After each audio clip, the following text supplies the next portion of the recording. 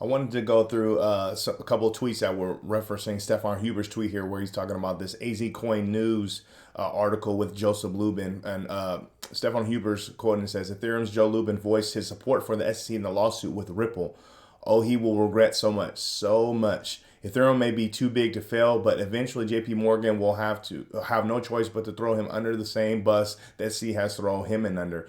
Digital asset investor said, never forget this arrogant SOB thinks all the suffering of the crypto industry due to lack of clarity is fine because he got his free pass. So we're going to kind of go through that and kind of see what's up.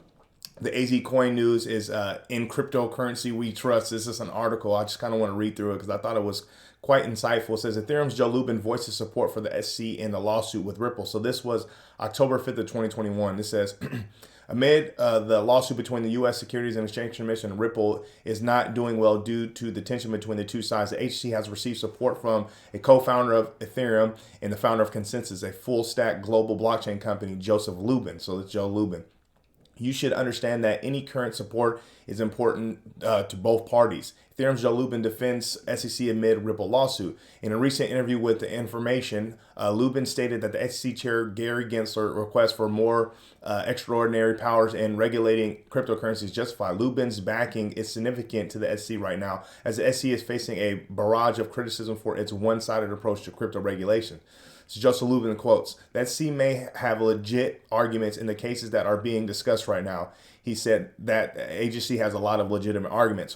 While Ripple accuses the agency of stifling innovation in the U.S., Lubin doesn't think this is the case. Quote, I don't believe that C is trying to squelch innovation.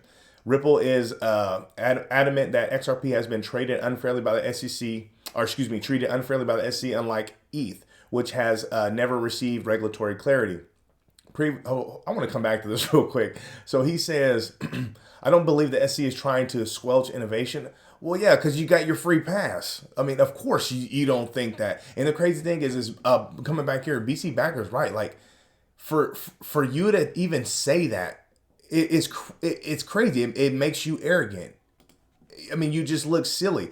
We're all on the same team, Joe Lubin. It's not just Ethereum. This is a crypto space. And it's quite clear now that Ethereum doesn't even have the regulatory clarity, and Gary Gensler can't even answer if it's a security or not. And it's quite clear that nobody, not even Bitcoin, has that so-called stamp of approval from the SEC in regards to its security status. So the fact that, obviously this was back last year in October, but it's like the fact that you can say that, I mean, you're just slapping the industry in the face. Move on. Previously, William Hinman, a former top SEC official, said that ETH is not an unregistered security, which has become a breeding ground for conspiracy theories about potential interest in the XRP community. Some believe that Hinman appeared in the game solely because of the relationship with Simpson Thacher, a member of the Enterprise Ethereum Alliance. This is the EEA. However, the SEC has made it clear that it has not taken an official position on its regulatory status and that Hinman's only expressed his personal views, which we've been uncovering in the previous videos. It's like, okay, at one point it's his personal views, but on another point, no, there's some DPP,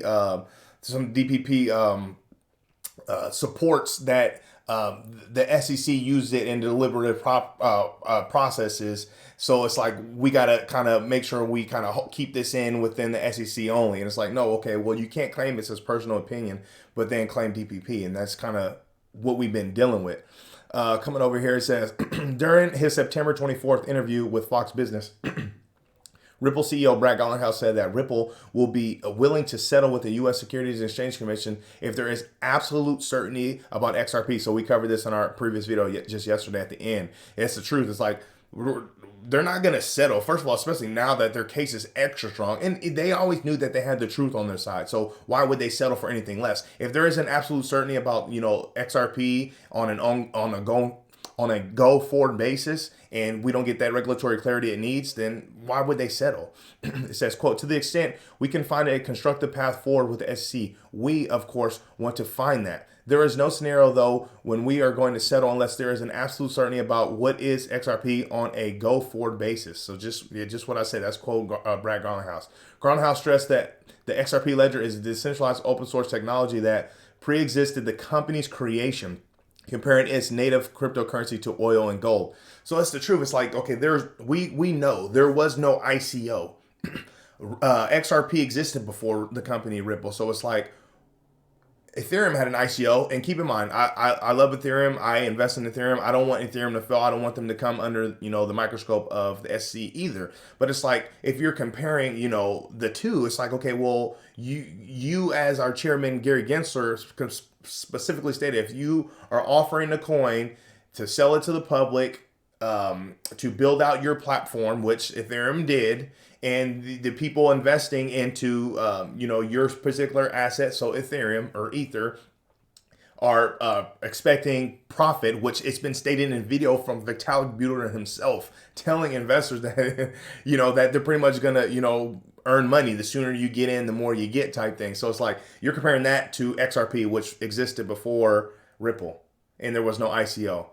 That's the foolery we're dealing with. So I just wanted to touch on that article real quick. Johnny Deaton had a good response to it too. He says, I don't blame Joseph Lubin for seeking a free pass for Ethereum. As a co-founder and fiduciary to the investors who invest in Ethereum, he was doing his job. But praising the SEC only supports the claims of insider dealing. The only thing worse than a sore loser is a big winner.